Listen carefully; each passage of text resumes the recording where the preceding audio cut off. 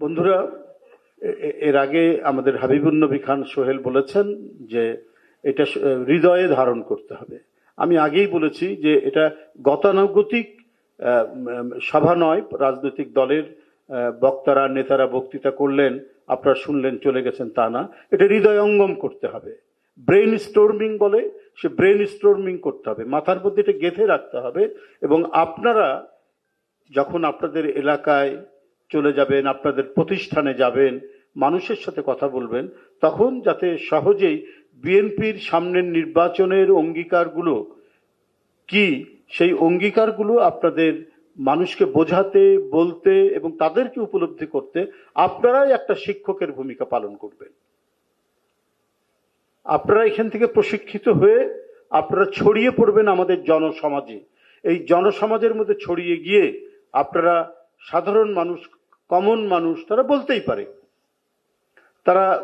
পারে আপনার, যেহেতু আপনারা বিএনপি নামক রাজনৈতিক দলের একটি সহযোগী সংগঠনের সাথে জড়িত, নিশ্চয়ই এই বিএনপির ম্যানিফেস্টো, এই বিএনপির সামনের নির্বাচনী তার অঙ্গীকারগুলো কি এবং যে অঙ্গীকারগুলো তারা নানাভাবে নানা মাধ্যমে শুনছে, সেটার আরো বিস্তারিত আপনাদের কাছ থেকে জানতে চাইবে।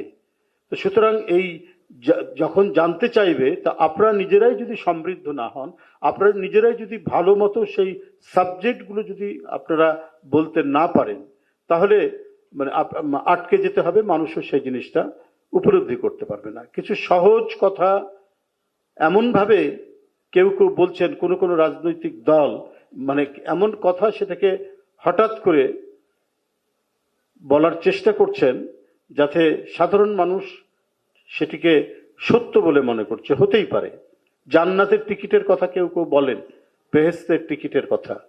তো এই যে বেহেশতের টিকিটের কথা বলেন, এটার উপরে যদি আপনারা তাৎক্ষণিক যদি আপনাদের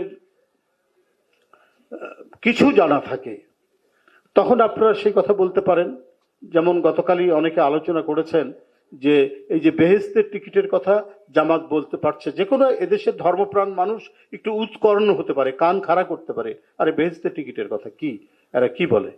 তো তখন আপনাদেরকে এটা এর একটা প্রতি উত্তর আপনাদেরকে সাজিয়ে রাখতে হবে, প্রতি উত্তর, কাউন্টার একটা অ্যান্সার আপনাদের থাকতে হবে। কারণ কেউ বলতে পারে না কে বেহেশতে যাবে কে দোজখে যাবে, এটা according to religion, according to ইসলাম কেউ বলতে পারে না। কিন্তু ধর্মে, ভোটের জন্য, রাজনীতির জন্য কোন রাজনৈতিক দল এগুলো ব্যবহার করছেন। তো সেটা আপনাদের, এই বিষয়টা আপনাদের বলতে হবে।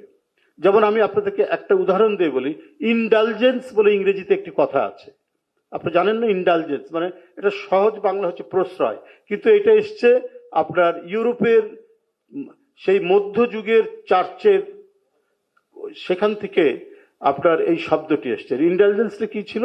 ইনডালজেন্সটা হচ্ছে যে পাপ মোচনের জন্য একটা চিঠি, পাদ্রির একটা চিঠি। তখন মধ্যযুগকে তো ইউরোপে অন্ধকার যুগ বলে। সেটা কিরকম, ধরেন একজন মানুষ মারা গেছে বা একজন মানুষের পাপ অনেক হয়েছে, এটা মোচন করার জন্য পাদ্রির কাছ থেকে একটা চিঠি নিত। সেই চিঠিটা, যে ব্যক্তিটা মারা গেছে তার কফিনের মধ্যে চিঠিটা দিলে তাহলে তার পাপ মোচন হয়ে গিয়ে সে স্বর্গে চলে যাবে। এইরকম মানে একটা বিষয় সেই সময় প্রচলিত ছিল। অর্থাৎ এটা হচ্ছে একটা exploitation in the name of religion. In the name of religion, যে আপনার যারা ধর্মকে নিয়ে বা ধর্মের যারা মূল ইমাম, মানে ওদের ভাষায় পাদ্রী সাহেব, যাজক শ্রেণী, পোপ, এরা এটা মানে প্রচলন করেছিলেন এক্সপ্লয়টেশনের জন্য, মানুষকে শোষণ করার জন্য। সেখানেই শব্দটার উদ্ভব হয়েছে ইনডালজেন্স। ইনডালজেন্স হচ্ছে পাপ মোচনের একটা চিঠি। মানে এটা একটা ভয়ঙ্কর একটা ঘটনা ছিল, মানে মানুষকে শোষণ করার জন্য, সাধারণ ধর্মপ্রাণ মানুষকে। তো এখন ওই যে ইউরোপের যে ইনডালজেন্স, ইউরোপের যে পাপ মোচনের যে ঘটনাটি, যে পাপ মোচন হয়ে যাবে যদি পাদ্রী সাহেবের বা পোপের একটা চিঠি পাওয়া যায়, তাহলে সরাসরি স্বর্গে চলে যাবে, বা তার অনেক পাপ, সেখান থেকে কিছু পাপ কমে যাবে। ঠিক সে জিনিসটা এখন জামাত ইসলাম করছে। অর্থাৎ তারা ইউরোপের মধ্যযুগকে, অন্ধকার যুগকে ফিরিয়ে নিয়ে আসতে চাচ্ছে। এটা যদি আপনাদের একটু ইউরোপের ইতিহাস পড়া থাকে তাহলে আপনারা জিনিসগুলোকে ভালো করে আপনারা বলতে পারবেন। এটা আপনারা মানে আপনাদের এই জিনিসটা জানা থাকলে, আপনারা নিশ্চয়ই তো ইউনিভার্সিটিতে পড়েন, কলেজে পড়েন, তো এটা জানলে পরে জামাতে ইসলাম আজকে ধর্মের নামে যে ব্যবসাটা করছে, মানুষকে বিভ্রান্ত করছে, তার একটা উপযুক্ত জবাব আপনারা ওই জান্নাতের টিকিটটাকেই আপনারা ঠিক মতো তার প্রতি উত্তর দিতে পারবেন। তো সেরকম নানা বিষয়, ফ্যামিলি কার্ড আছে, তারপর কৃষকের কার্ড আছে, ফ্যামিলি কার্ড আর একটা কি জানো, কৃষি কার্ড নাকি ফার্মার কার্ড, সরি ওই আর কি একই ব্যাপার, ফার্মার কার্ড।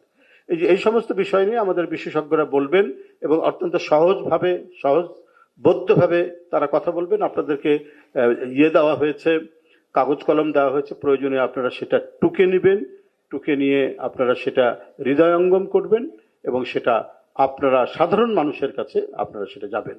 এখন আপনারা বলবেন যে নির্বাচন, আমরা তো ছাত্র রাজনীতি করি, তো আমাদের কি দরকার? আমি আপনাদেরকে বলি যে উন্নত দেশগুলোতে, ধরেন হার্ভার্ড বা ইয়েল বা আপনার university of California at Berkeley, এগুলো বিখ্যাত বিখ্যাত ইউনিভার্সিটিতে, ওইখানে আমাদের মতো তো এইরকম স্টুডেন্ট অর্গানাইজেশন ওইরকম নাই, অন্যভাবে আছে। স্টুডেন্ট ইউনিয়ন আছে, আমাদের যেমন ডাকসু রাকসু এরকম যেমন আছে, তেমনি স্টুডেন্ট ইউনিয়ন আছে। সেখানে বিভিন্ন রাজনৈতিক দলের সমর্থকও আছে। নির্বাচনের সময় ধরুন কেউ কনজারভেটিভ পার্টির সমর্থক, কেউ বা লেবার পার্টির সমর্থক ইংল্যান্ডে, আমেরিকায় কেউ ডেমোক্রেটিক পার্টির সমর্থক বা কেউ রিপাবলিকান পার্টির সমর্থক থাকতে পারেন। এই সমর্থক গোষ্ঠী ওই নির্বাচনের সময় একত্রিত হয়ে ওরা একটা ফান্ড কালেকশন করে ওরা তখন প্রচারণায় বেরিয়ে যায়। এটা স্বেচ্ছাশ্রমের ভিত্তিতে। আমাদের মতো এই ধরনের পার্টির যে অঙ্গ সংগঠন ঠিক এইরকম না, কিন্তু সমর্থকরা তারা যারা রিপাবলিকান পার্টির সমর্থক, তারা তাদের নীতি আদর্শ নিয়ে পাবলিকের কাছে বলে যে এবারে অমুক ব্যক্তি প্রেসিডেন্ট নির্বাচনে দাঁড়িয়েছে, তাকে দেবেন এই কারণে দেবেন। এটা স্টুডেন্টরা উন্নত দেশগুলোতেও সেই জিনিসটা করে নির্বাচনের সময়, এবং তারাই মূলত ভালো মতো ব্যাখ্যা করে পার্টির পলিসি।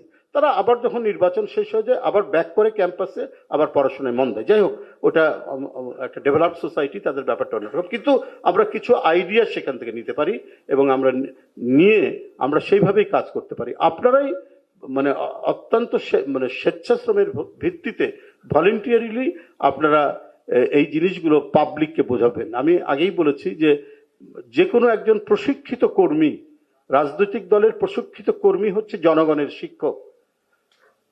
সেই শিক্ষকতার কাজ আপনারা করবেন সামনের নির্বাচনে। দলের যত পলিসি, ম্যানিফেস্টো, আমাদের বিএনপি চেয়ারপারসনের বিভিন্ন কমিটমেন্ট, এই যে ফার্মার্স কার্ড, এই যে ফ্যামিলি কার্ড, এগুলো হচ্ছে ওনার কমিটমেন্ট। এগুলোকে আপনারা সুন্দরভাবে উপস্থাপন করবেন। আপনারা সবাই দূর দূরান্ত থেকে এসেছেন। আজকের আমি মনে হয় যে দিনব্যাপী যে কর্মশালার মতো যে আমাদের আজকের যে অনুষ্ঠানগুলো, সেগুলো আপনারা এখানে উপস্থিত থেকে উপলব্ধি করবেন, এগুলো এখান থেকে জেনে আপনারা ছড়িয়ে যাবেন সারা দেশে। আপনাদের সাফল্য কামনা করছি।